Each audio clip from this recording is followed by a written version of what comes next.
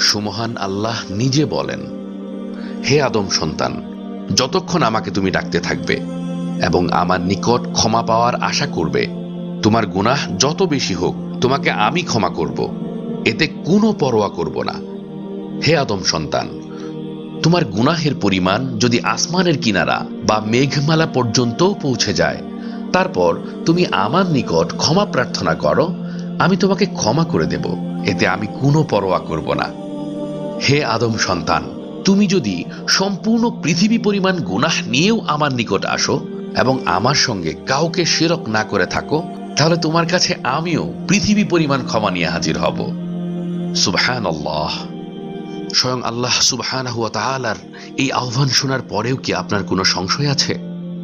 তারপরেও হয়তো ভাবছেন, আমার তো বারবার গুনাহ হয়ে যায়। নিজেকে অনেক বেশি সংযত রাখলেও শেষ পর্যন্ত শয়তান